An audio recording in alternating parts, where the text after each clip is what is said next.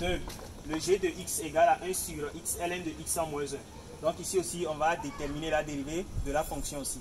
Donc ici, pour déterminer la dérivée de la fonction, il suffit juste de connaître la dérivée de ln et la dérivée, c'est-à-dire produit de deux fonctions, la dérivée de produit de deux fonctions, c'est-à-dire f fois g, dérivée de f fois g.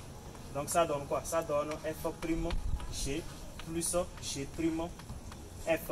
C'est ça la dérivée de deux produits. La dérivée de deux produits, c'est ça leur formule. Donc ici, on va écrire g' de x d'abord. G' de x égale à quoi? Ici, on va chercher la dérivée de 1 d'abord. Ici, la dérivée de 1, parce qu'on a une fraction. Donc, on cherche la dérivée du numérateur. Dérivée d'une quotient aussi, c'est ça ici. C'est-à-dire f sur g, la dérivée de f sur g, ça fait f' g moins g' f sur g, le tout au carré. Donc, on va appliquer cette formule ici aussi. Donc, ça veut dire que ici seulement, on a trois formules à utiliser ici. Trois formules à utiliser ici. Donc, le but, c'est de chercher la dérivée de 1 d'abord. La dérivée de 1, ça fait 0. 1 fois x ln de x. Donc, la dérivée de 1, ça fait 0. 0 fois x ln de x, ça fait 0.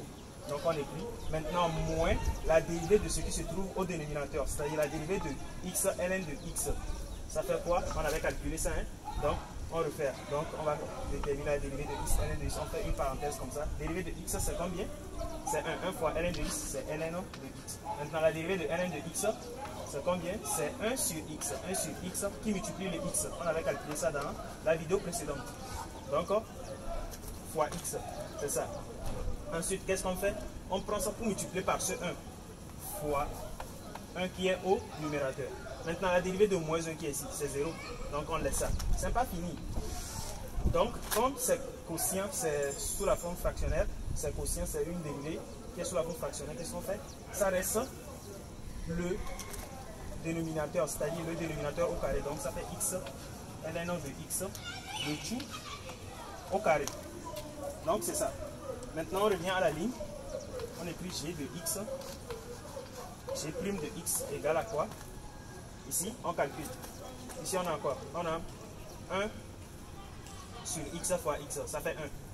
Fois 1 qui est ici, ça fait tout ce qui est dans la parenthèse. Donc, on a quoi? On a moins. La dérivée nous donne au final.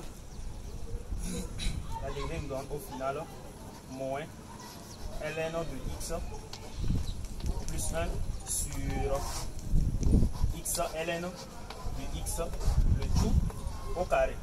Donc, on peut réécrire ça sous cette forme encore. G' de x égale encore 1 moins ln de x sur x ln de x, le tout au carré. Et on encadre. Donc, c'est la dérivée de la fonction g, c'est ça ici. C'est la dérivée de la fonction g, ça.